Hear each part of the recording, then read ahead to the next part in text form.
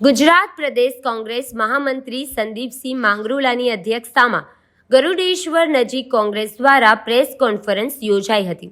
મળતી માહિતી અનુસાર ગુજરાત પ્રદેશ કોંગ્રેસ સમિતિના મહામંત્રી સંદીપસિંહ માંગરોલાની અધ્યક્ષતા અને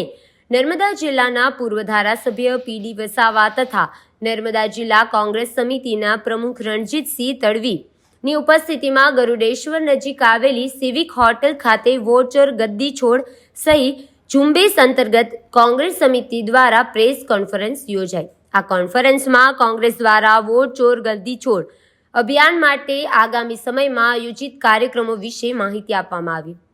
આ પ્રેસ કોન્ફરન્સમાં મીડિયા સાથે સંવાદ કરતા સંદીપસિંહ માંગરોલાએ જણાવ્યું હતું કે રાહુલ ગાંધી દ્વારા સમગ્ર દેશમાં વોટ ચોરી અંગે અભિયાન ચલાવવામાં આવી રહ્યું છે। આ અભિયાનના ભાગરૂપે 3 ઓક્ટોબરથી લઈને 10 ઓક્ટોબર સુધી વોટ ચોર ગદ્દી છોડ સહિત ઝુંબેશ અભિયાન ચલાવવા માટે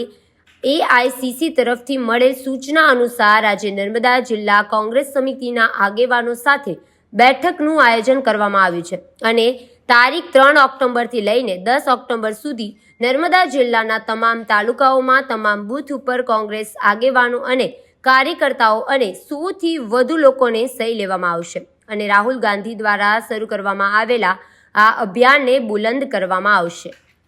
નર્મદા જિલ્લા કોંગ્રેસ સમિતિ દ્વારા આયોજિત આજની આ પ્રેસ વાર્તામાં આપ સૌનું સ્વાગત કરું છું। સમગ્ર ભારત દેશની અંદર કોંગ્રેસ દ્વારા વોટ ચોરી પકડી પાડી અને રાહુલ ગાંધીજીના નેતૃત્વની અંદર જે અભિયાન ચાલી રહ્યું છે એ અભિયાનના ભાગરૂપે 3 ઓક્ટોબરથી 10મી ઓક્ટોબર સુધી વોટ ચોર ગદ્દી છોડ સહી ઝુંબેશ અભિયાન ચલાવવા માટે એઆઈસીસી તરફથી સૂચના મળેલી છે। એ અંતર્ગત ગુજરાત પ્રદેશ કોંગ્રેસ સમિતિ દ્વારા દિશા નિર્દેશ કરવામાં આવેલું છે અને એ આધારે આજે નર્મદા જિલ્લા કોંગ્રેસ સમિતિ ના આગેવાનો સાથેની આજની આ બેઠક છે અને એમાં ખાસ કરીને 3 થી 10 ઓક્ટોબર સુધી નર્મદા જિલ્લાના તમામ બૂથો ઉપર તમામ તાલુકાના તમામ બૂથો ઉપર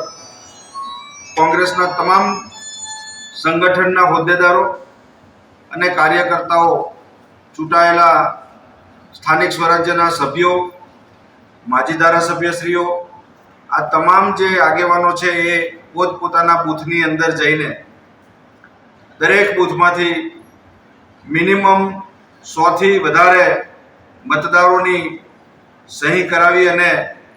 વોટ ચોર ગદ્દી છોડનો જે નારો છે એને બુલંદ કરવા માટેનો પ્રયત્ન કરવાના છે। ખાસ કરીને દેશની અંદર જેટલી પણ ચૂંટણીઓ થઈ છે એ ચૂંટણી દરમિયાન પરિણામો આવે ત્યારે લોકોને એક આશંકા દેખાતી હતી કે લોકોએ મત નથી આપ્યા છતાં પણ ભારતીય જનતા પાર્ટી કેવી રીતે ચૂંટણી જીતી જાય છે અને આ જ વાતને પકડીને કર્ણાટકની અંદર બેંગ્લોર સીટ ઉપર જે મતદાર યાદી છે મતદાર યાદીની ચકાસણીઓ કરાવીને જે ભૂતિયા મતદારો છે જે અલગ અલગ નામથી ખોટા નામોથી મતદાર યાદીમાં એનો સમાવેશ થયેલો છે એવા લાખોની સંખ્યામાં મતદારોને